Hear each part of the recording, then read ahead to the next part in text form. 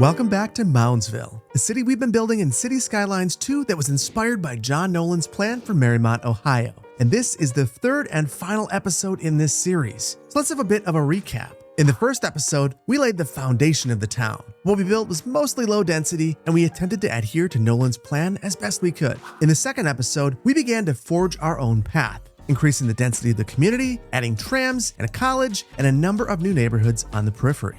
Today, we're going to focus on the grittier side of town, including utilities, trains, and specialized industries. We'll also expand our humble city with a mixture of peripheral growth, targeted redevelopment, and even a few high-density towers. Best of all, we'll be able to do this at a more relaxed pace since we have an hour for this one. And at the end, I'll give you my overall impression of the game after over 100 hours of playing at this point. But before we jump into it, I want to go over a few fixes I made off camera since the last episode. First, I've gone through every street and renamed them. It's a small thing, but I feel like it gives the build a bit of character. Through this, I learned two things. The traffic tools available by street are absolutely amazing. Check out this view of Mulligan Bridge. We can see that the traffic flow really suffers around the PM rush hour, and we can also see that the bridge is in overall pretty good shape. I love this. However, it's not all good news. Controlling street names leaves a bit to be desired. There's no longer a way to define where a street begins or ends, so you end up with some messes like this one. I hope this gets improved in the future. Second, I added a bit of landscaping and detailing around the build. It's a small thing, but I've been enjoying doing this in Cities Skylines 2, and the game mechanic is really starting to grow on me.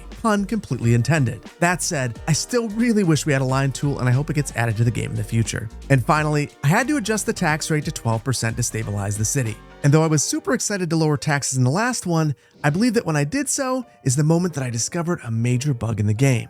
When you lower taxes, the land becomes increasingly valuable. It more than doubled here in Moundsville, making only high density viable basically anywhere in the city. So I've reported this bug to Colossal Order, and I'm working around it by raising the taxes. And now, thankfully, everything is working swimmingly well. And on that note, I want to remind you that this is still a beta version of the game, so you'll notice a few oddities here and there. But things have been improving at a steady rate, and many strange bugs have been squished. And before we dive into the build, I wanted to let you know that I've got a ton of great Cities Skylines 2 content coming up, including a new series, some tutorials, and even a beginner's guide. So please consider subscribing if any of that interests you. And with all of that out of the way, let's get building, starting with improving our garbage management infrastructure. Now, I know what you're thinking. This is the third episode in a row where we are adjusting our landfill, but this time we're not doing it because it looks like a baseball diamond. We're doing it because it's full. So if we don't resolve this, we are going to have garbage problems throughout our entire city and maybe even fire issues as well. So we have a couple of ways that we can resolve this. The easiest way and the temporary way would be to simply expand the area of our landfill. So return this to its baseball-shaped glory. And this will immediately get this thing operational again, but it is only a temporary fix. You see, we are actually processing our garbage slower than it's being generated. We have about a half ton of processing capacity, and we are generating 0.52 tons of garbage per month. This is solvable within this landfill. We could add a hazardous waste collection site, which would allow us to process an additional 1 ton of capacity per month. But again, that feels like a fairly temporary solution. Now, we can add multiple of these, but still not ideal. So what I think we want to do is actually use our development points to purchase a better facility. Jumping into our garbage management development tree, we've got a couple of options available to us. We have our incinerator plant and our recycling center. The difference between the two of these is what benefit you get from the garbage being processed. For the incinerator, you get electricity, and for the recycling center, you get raw materials. Both cost 2 development points, but I think I'm going to go for the incinerator because I know that we need electricity right now. Now, one of the big benefits of the incinerator plant versus the landfill is just that its default configuration, it processes 80 times more trash than the landfill, and it's much more space efficient. So that's why we want to go for this, and I'm going to get rid of the landfill after we add this to our build. Now, I want to examine this asset a little bit, and if we pull this out and hit the I button, we actually get a nice look at the asset within its current space. The reason I want to look at this is it gives us the opportunity to see where the building loads and any other connection points to the building. So we can see that the road loads right here in the front, and on the back side, we actually have a transformer. So we're going to want to line this up likely like this so that we're able to connect up with our existing power line. Now, before we go ahead and just place the asset, I think we need to grade out a location for this. So I think we'll probably come in across from the landfill. So I'll grab this terrain height, just pull it out. Let's run a road from the landfill. And then I want to look at the rest of this area because we have a strong industrial demand. So I think it would make sense to also think about building a little bit of a grid back here. Think about the expansion of this industrial site. I do want to place this now. So I'm going to come in at a 90 from this road that we just created. And then we're placing that on Industry Street facing towards us. And then we have to connect our power line. And after just a few moments, we can see that there's already garbage being stored and processed here. So this is a much better solution than our former landfill. One thing that is interesting, and I'm not sure if this is a bug or not, I can actually just delete this. And now we should be good to go. This frees up this entire site. There are some interesting terrain things happening here, and we can easily fix that. So it seems like a bit of an exploit, but I guess if it's available to me right now, I'm gonna take it. And with our trash situation sorted, let's move on to creating our cargo and passenger rail network.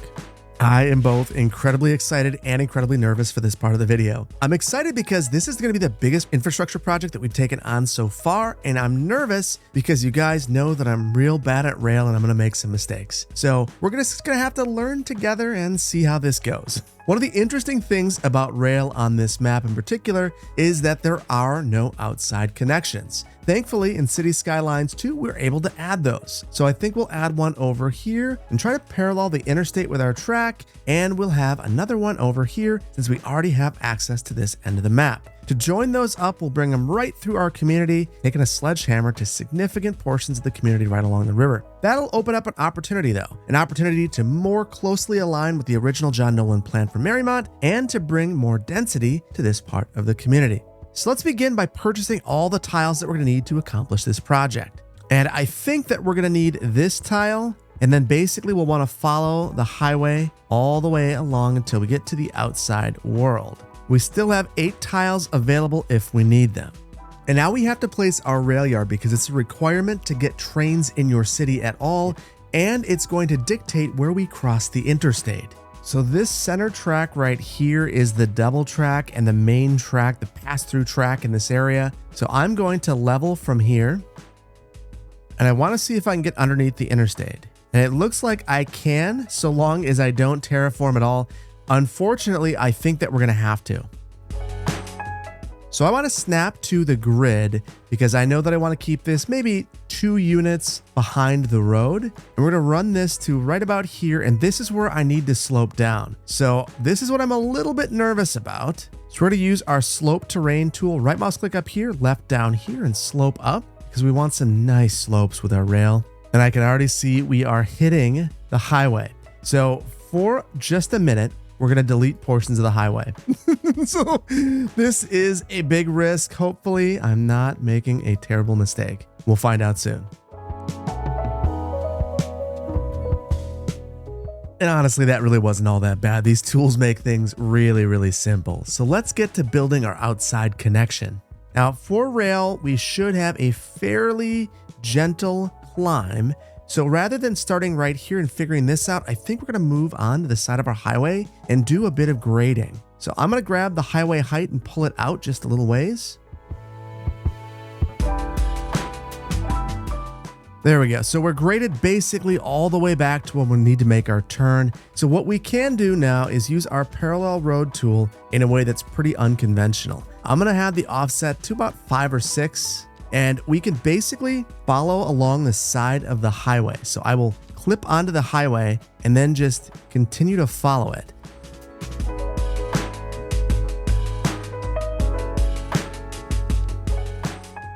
And we are now connected to the outside world. Let's use our slope tools to clean all of this up.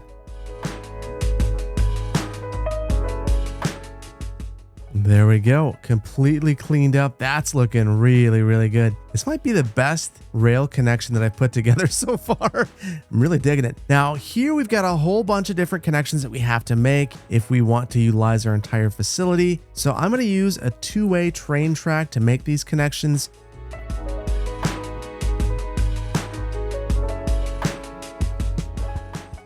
And here's where the fun begins. I think we're going to get rid of this road. I actually really struggled to get this into place in the previous episode, but I think that we need to get rid of that if we're gonna have a nice crossing across the river because it's really, really steep. So I've got a couple of goals with this bridge. I want to cross fairly straight across the river. That'll keep the bridge length as short as it can be. And that's a fairly decent connection across the river. The one thing I am a little bit concerned about is we don't have any pillars underneath this bridge. I guess we got one right there. I've noticed one thing though. I can come up with this same tool and add a pillar. So I'll add one right here and then maybe one more right about here. There we go. Now we've got pillars. Much, much, much better. Now we need to run this train track behind all of these row homes. I'm thinking that it's probably smart to actually draw in the track so that we can create that full angle. And I want to be really deliberate about this. So let's get rid of all of our snap twos, only have zoning cell length, grid, and maybe our 90-degree angles. And that should allow us to find a perfect location in here to snap to. Let's run this over here, and I want to turn snap to guidelines on and snap to existing geometry. That will allow me to snap to our existing rail in both locations and find the guidelines for it. So now you can see it says overlapping items, not a big deal. I just need to make sure I have the right guideline. There it is. So now it's telling me curve too tight. And I think that's because of the roads in this area. So we will call some mulligans on those roads. And now we can make our nice connection straight in there.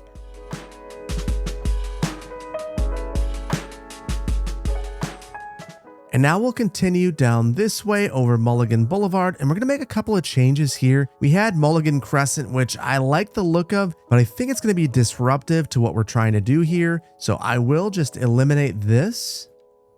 And now we will run our tracks right through here, no problem. And now we just need to find our exit over here. So I'm thinking that we will have our train track running maybe right about here. And a nice connection right through this neighborhood. Now the interesting thing is I think we are conflicting with our tram and it doesn't care. Yeah, we have a tram conflict right here and right here, and that is A-OK in Cities Skylines 2. And just like that, we've reached milestone 9. If we take a look at our progress panel, we get high density business. So we currently have access to high density housing. We have business now, and the next milestone will be offices. Now this, we're gonna take a couple of liberties. This is gonna be really steep through here, but I think rather than spending eons trying to make this perfect, what we'll do is not let perfect be the enemy of good.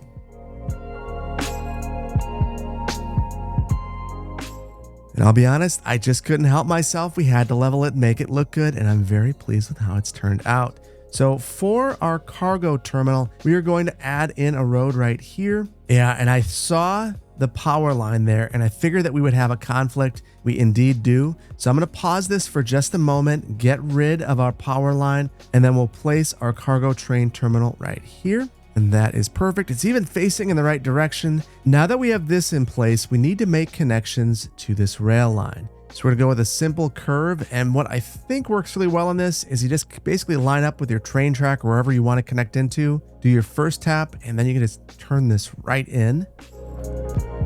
That is so beautiful and so easy to do. That is absolutely outstanding. I should not be able to do this. I'm so bad at trains. But that's one of the things I'm finding with Cities Skylines 2 is it kind of lowers that barrier to entry to make really beautiful things. And that is an outstanding quality of life update and something that honestly makes this game really outstanding.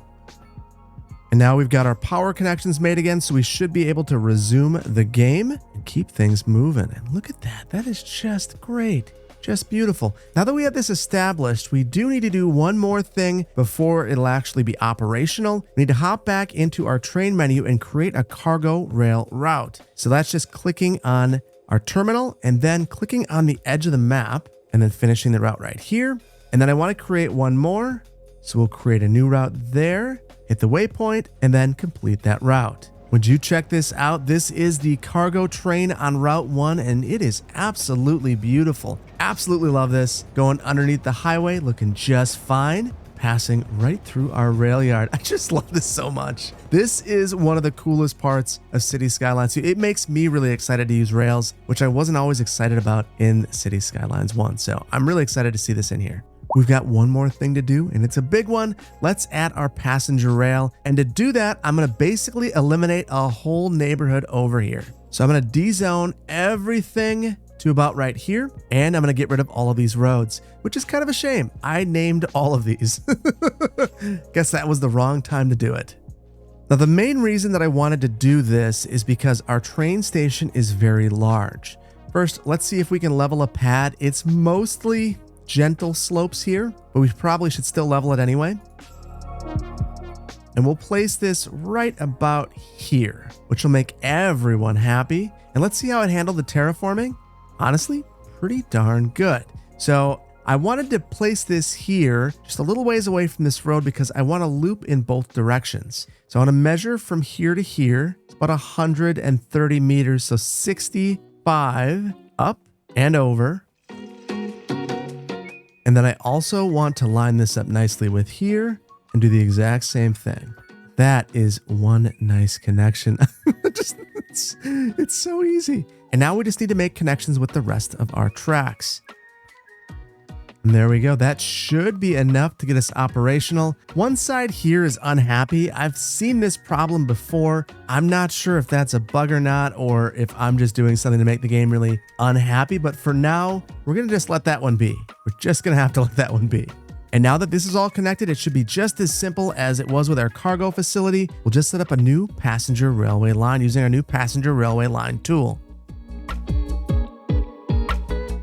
And here's our first passenger train. Just let's check this thing out. Oh, it's so pretty. It's so pretty. I love this. That is great. And the capacity of this, 840. That is outstanding. Now it just despawned. That is a little strange. It makes me wonder if our full range of movements is not there. And you can see it looks like we're missing that movement out. Let's give this another try. 3 hours later. And I've done a lot of work to try to get this thing working again. I've still got this issue here, but we have our full movement here. You can see that trains can now loop back out this way, which was the movement that we were missing last time. So I'm just going to run this for a moment just to make sure that we actually see a train loop back that way. And we've seen it. So I am very pleased with this. It's not the prettiest thing. It's not as pretty as I think it was the first time around, but it is functional, and that is ultimately what I was looking for. And holy cow, was that a lot of work. I think it's time to move on to sprawling. There are a couple of reasons I want to add new peripheral growth to this city. Number one, I think it's been well documented at this point. Cities Skylines 2 has an insatiable demand for low-density residential housing. So we need to meet that demand, and new greenfield development around the city will help us meet that. I also want to add high-density uses to the core, and I think it'll look really out of place if we don't have a larger city. And then finally, you'll notice all these icons right here. Not enough customers. I'm not sure if this is a bug or by design, but we see this all over the place, and I'm hoping that increasing the size of our city in terms of the population will help us resolve these issues. So I want to basically add lower density uses from right about here all the way over to the place where we sprawled last time to our Riverside neighborhood. So this is going to be a lot of expansion, and the way that you might expect me to approach that would be to use the new grid tool. But again, this doesn't offer me much control, and it really only works well on flat areas. And if you look at this map, there's very few flat areas to speak of. So this is going to be a challenge in this area for us. We're going to have to respect the topography and grade ourselves if we want this to look good. So I'm going to start over here and extend this collector up the hill, and then we will just start sprawling out to the side, wrapping around, and eventually meeting up with this neighborhood over here. So to begin, I'm going to define where this will end right about here. We'll flatten a pad out. We'll do the exact same thing down here, flatten another pad, and then I want to slope to that pad. Now for this road, I want to be really careful with my snap twos. This is something you've really got to think about all the time in Cities Skylines 2. Right now, I know I want snapping to existing geometry, to cell length, to the 90-degree angles, and to the zoning grid. Now with just these couple of options selected, I won't break my grid. If I don't have these selected or add a couple more, I'll end up breaking my grid all over the place. And even with these, you can see that it doesn't snap quite as tight to the 90s as you might expect. So you just got to make sure you're being really careful about this.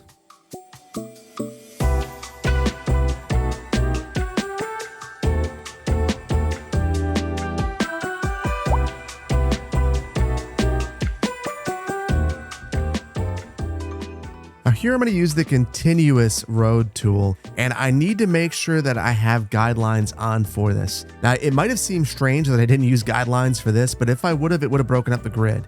And I'm going to readily admit that this frustrates me. I think that the zoning grid breaks up far too easily in Cities Skylines 2, and it's really frustrating to work with.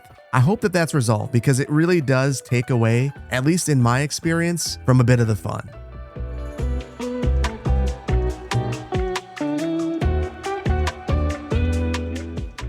Now I want to add a neighborhood around the university, but before we do this, I want to add the college library so we don't exclude it from being placed here. So I'll place it right about there, and then I want to actually snap onto the side of this building. So that's why I have snap to the sides of the building on.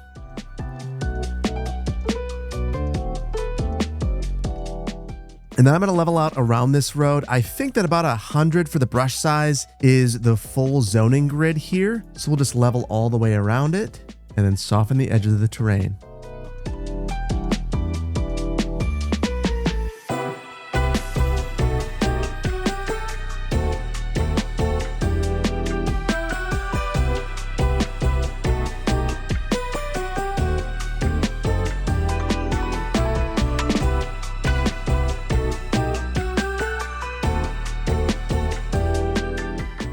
Now, one thing I'm noticing is I don't have a defined hierarchy over here. So what I'm going to do is grab a medium road through here and try something out. I want to grab this in the very center and see if I can upgrade this road right here as a collector. Holy cow. That was really, really easy. All right, let's just upgrade this and see how it looks.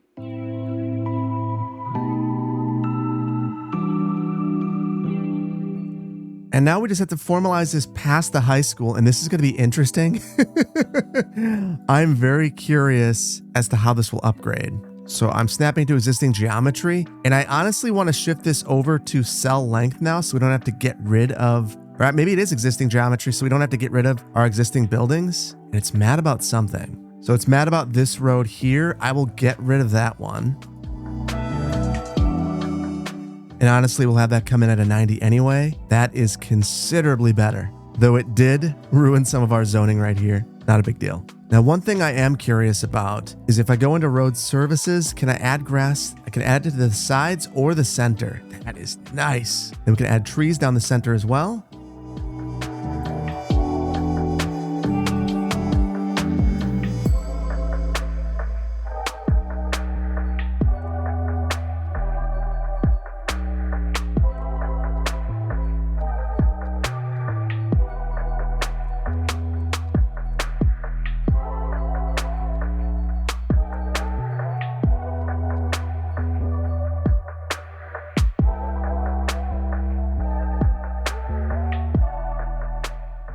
And just like that, we have our expansion laid out, and you can see that there's kind of a mixture of a few different types of layouts. We've got a grid, we've got kind of it's a grid that is more of an organic sort of grid, and then some suburban layouts as well, and then some that are just following our terrain, and I think it looks really, really good. And I've also really began to love using the roundabouts as cul-de-sac bulbs. I'm really hoping we see a mod at some point that allows zoning to appear on here. It's kind of a weird omission in my mind. It's something that I think almost everyone wanted, the ability to add these cul-de-sac bulbs to the ends of roads, but it's not something that we have in the game. All that said, we need to add some city services to these areas, otherwise they will suffer. So I want to begin with our parks, and just generally, I think that every neighborhood deserves to have a park within walking distance. So we'll make sure that there are small parks throughout all the neighborhoods, and you can see that the leisure availability of the parks coverage is actually already pretty good. So it's just a couple here and there. And we should vary it up and maybe add in a small playground. And everyone's favorite, a dog park. And in honor of Pooch from Discord, we'll make this Pooch's Dog Park. And that pretty much gets us covered from a park standpoint. Let's also look at our communications infrastructure. Lots of need for mailboxes.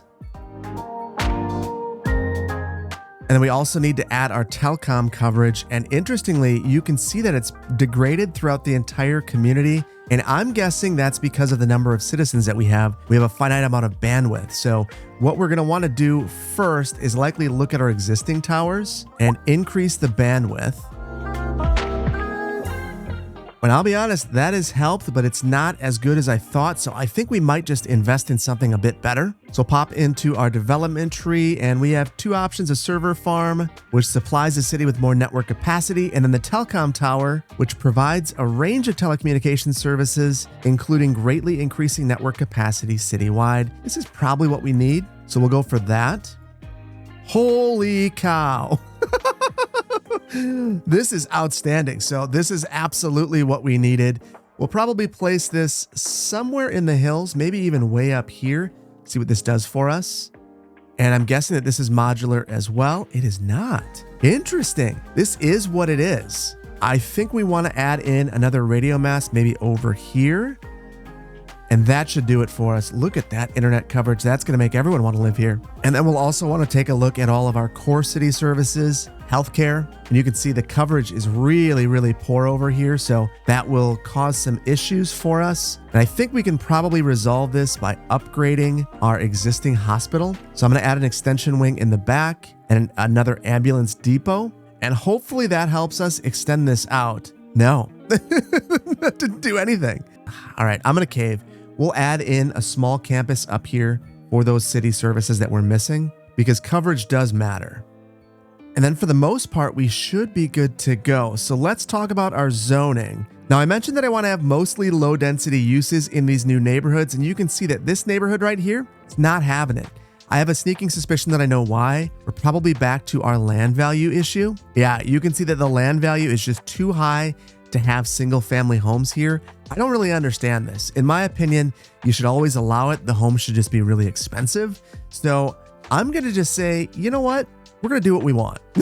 So maybe for this row down here, we'll go with some row homes. We're going to run some commercial right up the side here along this collector. And then we'll have offices along Dale Street. And then I just want to have a bunch of low density. That's what I said we're doing. We're going to stick to our plan.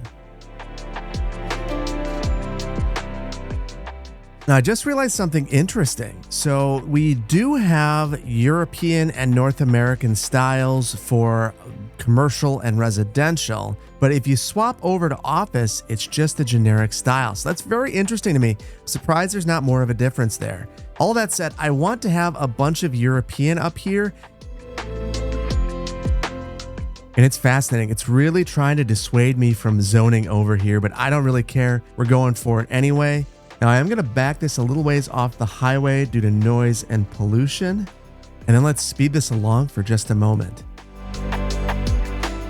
And hindsight being 2020, I think that maybe I would have left a unit of separation in between these roads that I don't want zoning on. But for the most part, I like the way it looks. We've done the best that we can with our really challenging terrain here, and I think it's going to turn out okay. Now, I'm going to quickly zone in the rest of this. For the most part, we're just going to go with single family residential.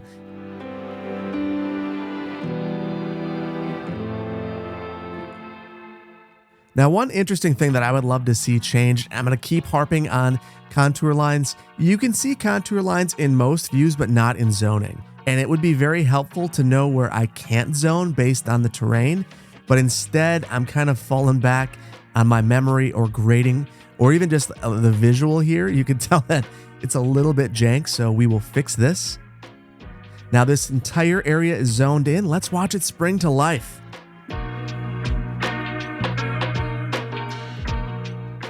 And just like that, our modest little community has grown considerably. And interestingly, it doesn't seem to have had any impact on our not enough customers issues, but these new neighborhoods look happy, so I guess we'll take that as a win. The one thing that I am curious about that we didn't really touch on is our educational availability. So before we move on, I want to take a look at that. And you can see our school is completely full. So we're going to need to upgrade this with an extension wing so we have room for more pupils. Everyone loves that. Holy cow. And then we have two other elementary schools. We have one right over here. This one is also full. And then we have one more way over here, and this one is not full. Interesting. So I guess we'll leave this one as is. This makes me very curious though. We haven't created any districts, and I think our districts might help us figure out more about our neighborhoods. So I'm going to go ahead and just create a couple of districts throughout the community. And that's as simple as clicking on this tool here, and then you have your new district creation tool. Now, as a GIS wonk, it reminds me of how you create polygons in GIS.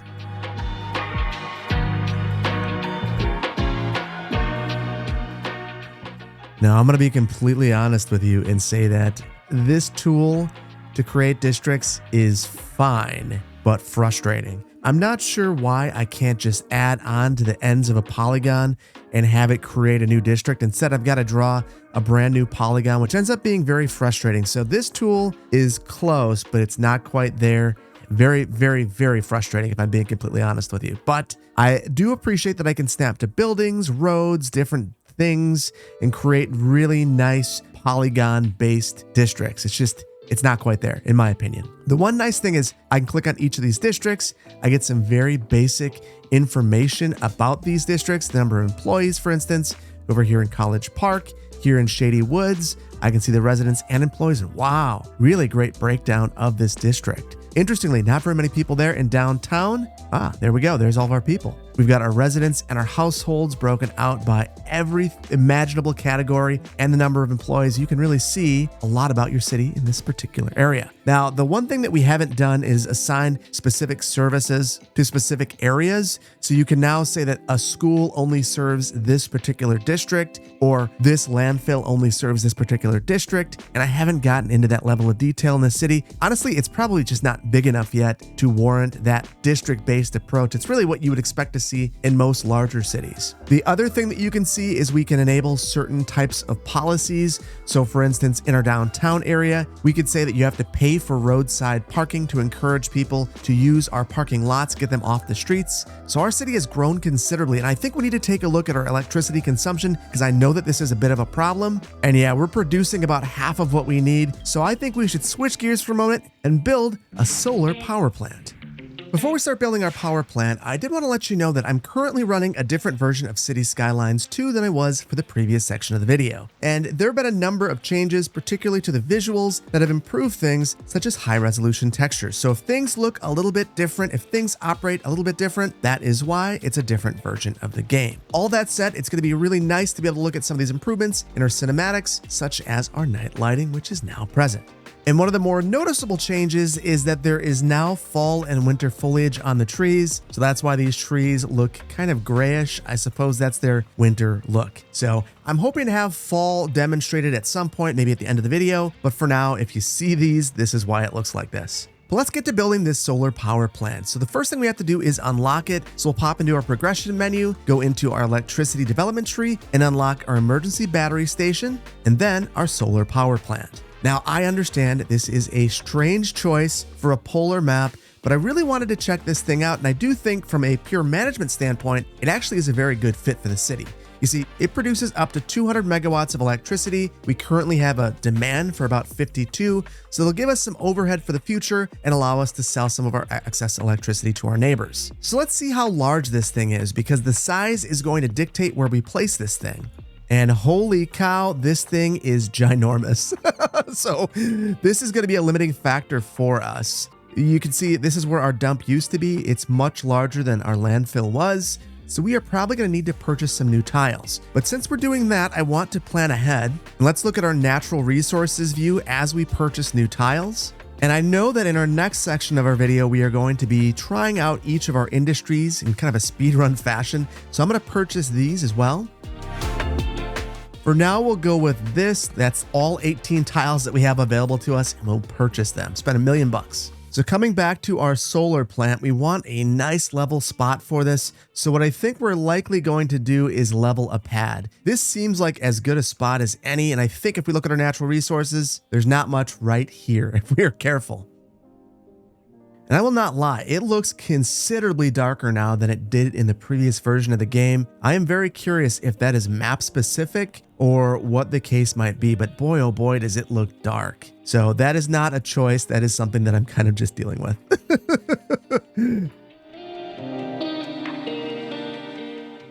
And this is not perfect, but I think it will do the trick for us. Let's place our power plant down right here in the flat area that we've created. And right now this is functional, totally operational, and we would be good to go, but I do want to connect this to our outside world.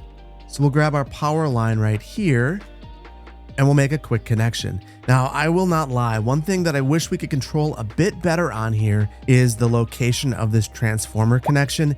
It'd be really nice to be able to move that, but that is not a thing on this particular asset. Now, I am curious about the efficiency of this. And if we take a look, it looks like we're operating at 76% efficiency due to the lack of sunlight. So there is an incentive to not choose the wrong power plant, but we are still doing quite fine with this 152 megawatts being generated. And it looks like we can store up to 50 megawatt hours of electricity in our battery. So I am curious, can we add on to this? We can add this battery backup, which adds another 50 megawatt hours of electricity for $45,000, and it costs $42,000 in upkeep per month. I'm really curious. We have this emergency battery backup station. This is $150,000. It costs $50,000 per month in upkeep, and it has 500 megawatt hours of electricity. I don't know why anyone would choose the ones that come with this asset. So I've added this right next to the solar power plant. It looks like this has another transformer connection, and it also has its own upgrades, a diesel generator and an additional battery bank. That's very interesting. So we will need to make a connection here. And now this should be charging. It is indeed. Before we move on, I noticed that we are not trading any electricity right now. That is because we are charging our batteries. So I'm going to let this run for just a moment to see what our trade looks like after our batteries are full. And it took a few minutes, but we are all charged up. And look at this, the efficiency of our plant has improved as it has become a sunnier day. So that is a really neat feature. And looking at our electricity trade, we're now trading 113 megawatts of electricity with our neighbors, which is excellent. And because of our new power plant, we're currently making $284,000 per month selling electricity to our neighbors. So that is outstanding. Now, I do want to point out for the rest of this video, the city is going to be in a negative budget state. That was a new bug that was introduced in this build of the game. It's beta build things. And now with our power plant complete, let's build some specialized industries. Now I want to have a little bit of fun. I want to speed run through building each of the 9 specialized industries. So to find these, we go under zones, and then the last tab is specialized industry. Now each of these is a little bit different. Some of them require fertile ground, some of them require ore, some of them require nothing at all. For the nothing at all, we have livestock farming and stone. You can place these basically anywhere, so there's going to be a lot of chickens in your city most likely. So I want to build a road out to the edge of the map as far as we can, and then we'll start building some of these industries.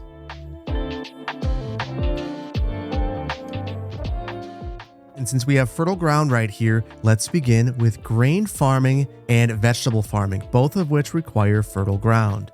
Now, it's a little bit difficult to see here, but what we can do is place this right in the middle of this little circular area that represents where our farm can actually operate. I'm going to place this right here, and then we'll run a dirt road right up to it. And now we need to use our area tool to actually adjust the area that our farm will operate in. Now, this is not operating because we do not have water or power here. And the reason for that is we have a highway. So there is a way that we can add power to this. If we have road services unlocked, we can add lighting, which adds power to the road. And then if we look at our electricity, we can see that there is now a power line all the way underneath that road. And if we want water and sewer, we can place them manually underneath the road, right where they belong. And now with water, power, and sewage, this is now operating at its peak efficiency, 107%. Honestly, that's even better than peak. And that's because the employees are happy. Now, you might want to know more information about this. And the way that you do that is actually to look at your production tab underneath economy. So this can help you figure out what kind of a deficit you have at raw materials. And we can see that we're producing a little bit of grain, but we actually use a ton of it. So we might want to go hog wild on grain production if we wanted to have a completely balanced system here. Same thing with all of the rest of our resources. We have significant deficits. It looks like our biggest ones, though, are stone and livestock, which is great because we can place those anywhere. So let's do that. Let's place a livestock farm right across the street. And now this is operational as well. Meaty Bits. It's a real gross name, but we'll go with it. And again, this is operating at 107% efficiency because everyone's happy. And then we'll go vegetable farming. We'll place that right about here. And then we'll add a textile fiber farm, which again needs fertile land. So 3 of these different specialized areas need fertile land. Now, the one unfortunate thing is that at least on this map, there's not a lot of it. I'm hoping that on other maps there's more, but for me, again, this is a polar map, so maybe it makes sense. There's just not a lot available to me.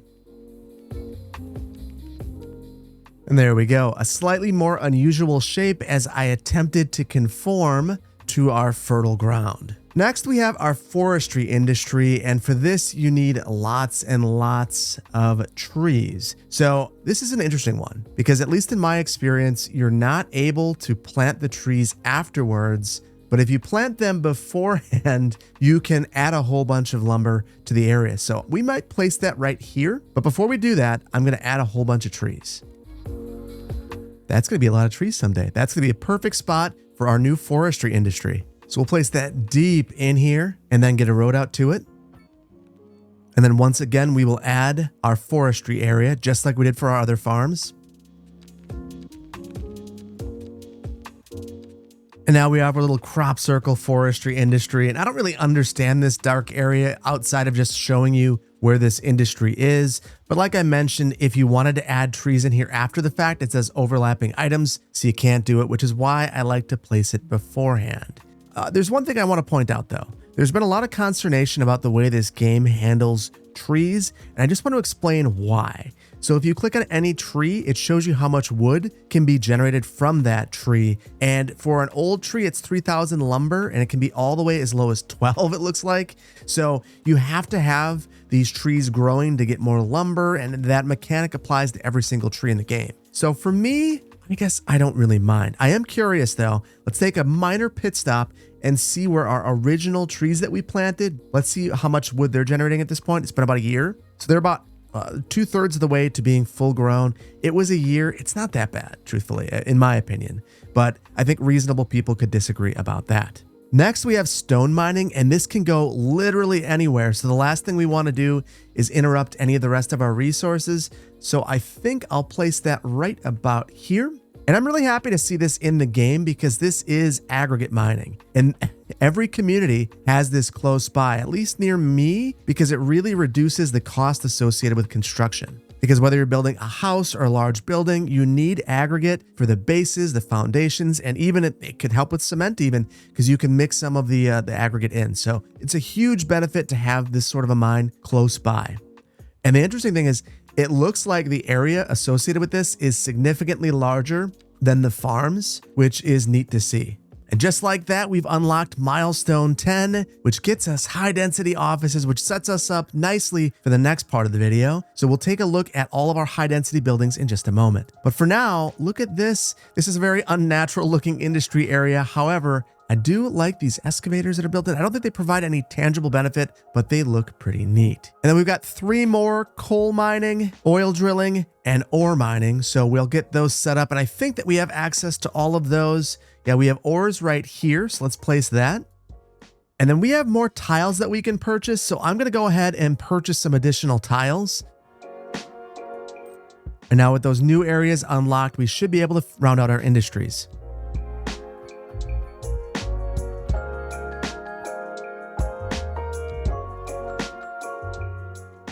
And here we have our ore industry, and it has what looks like a digger and another one of these excavators. It looks pretty cool. There is a bit of craziness here with the terrain heights, and I am wondering if that's fixable. So I'm going to give a solid maybe. And then we had some fire tires on here, it looked like. And now we have this excavator or digger. Oh, it's only when I highlight it. It's fascinating. So yeah, you can modify it. It flattens out some of the assets, but it's fine.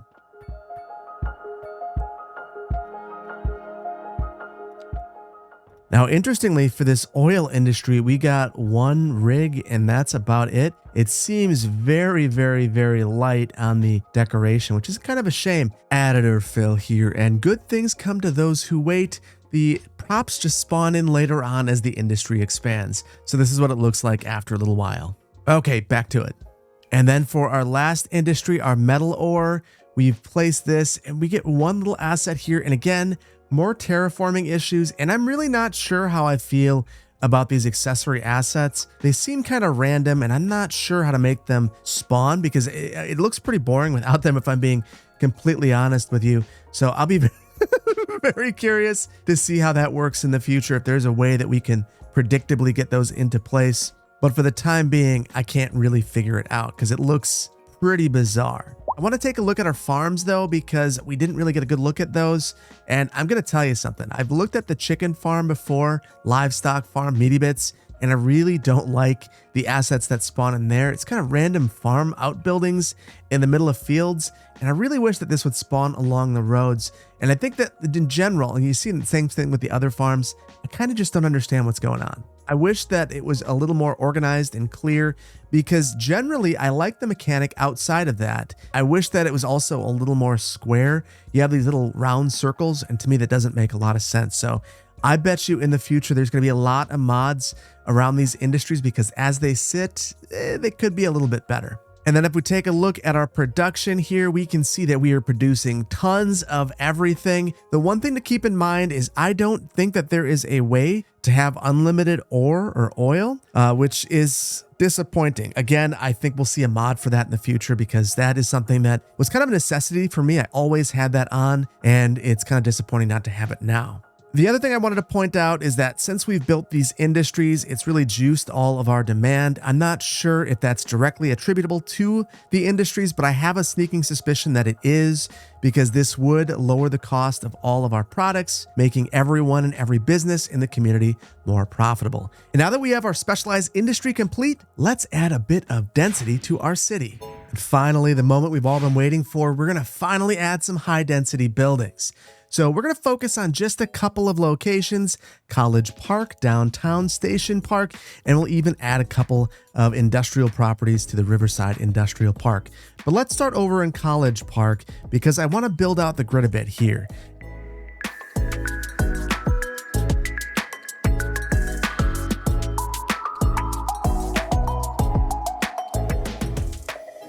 So I added a significant amount of density around here, a lot of row homes, some mid-rises, but nothing truly completely high density yet.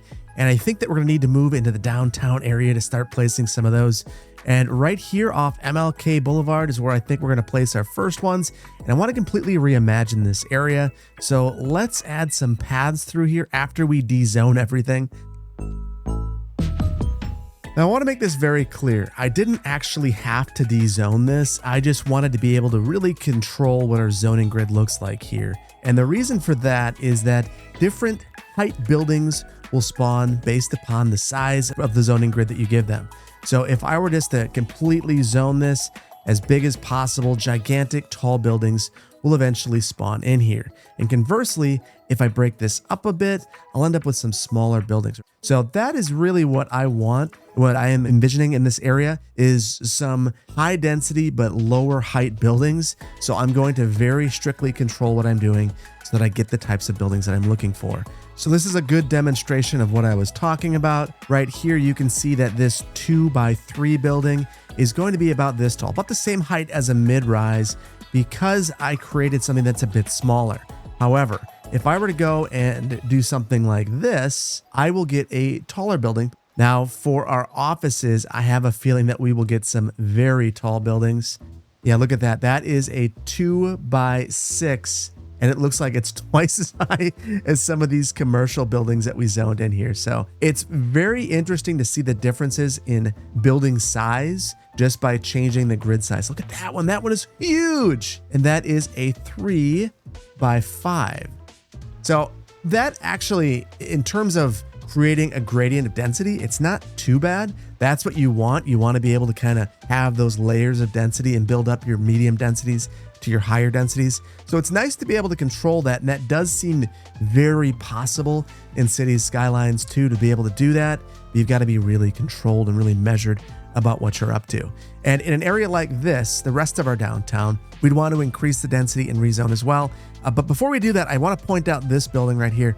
I've been eyeballing this, and you'll see that this building right here is a mixed-use building, and it's saying no car access. And that's because on this building, this mixed-use building, there is a loading dock right here and a parking garage, and we have not provided access to those. So you need to provide alleys to a lot of these mixed-use buildings, otherwise they won't work. So I have a solution for this. You are now a commercial building, friend. I don't want to put the alley right there. We're just going to roll with that. Now, for the rest of these areas, we're going to do a lot more, and I want to basically add a bunch of density.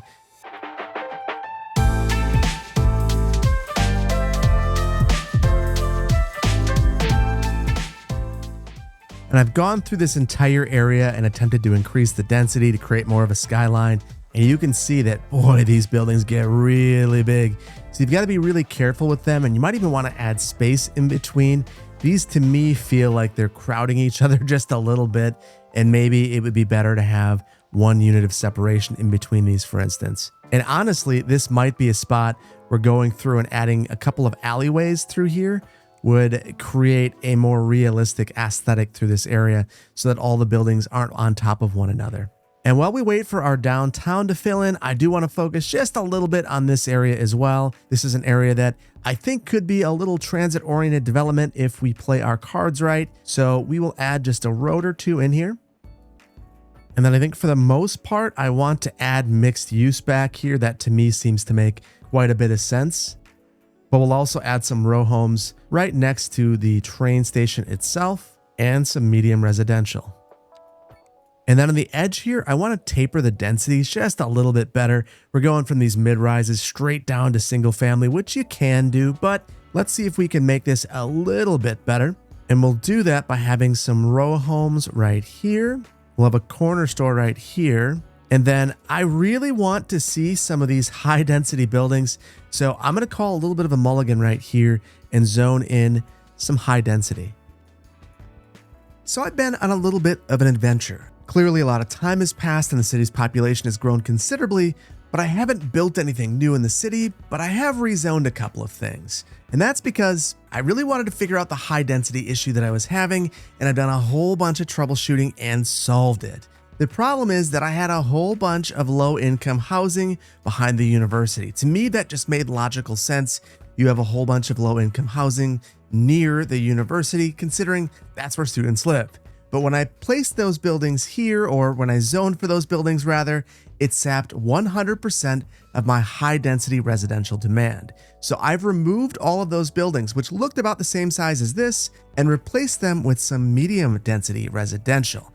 And the moment that I did that, a whole bunch of high density residential zoned in. So we've got buildings right here, this smaller building, which is exactly what I was hoping for, something that is maybe, 12 stories. And then something that's a little bit taller right here, but still a fairly moderate sized building. And then right here, I went with a larger lot size, and you can see that we have something that's more in line with that really tall office tower that we pointed out earlier. And then going back to our train station, we've got 3 identical smaller buildings here. And then I zoned in a European high density residential building to see what that looks like.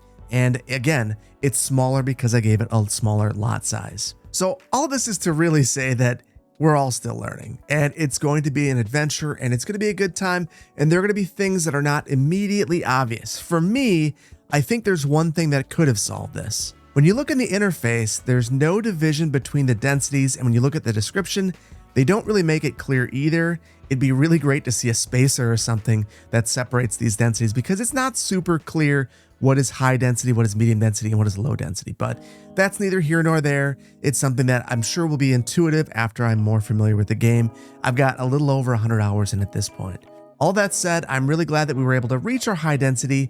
And at this point, there's only one last thing left to do: take inventory of what we've done and have a brief city tour.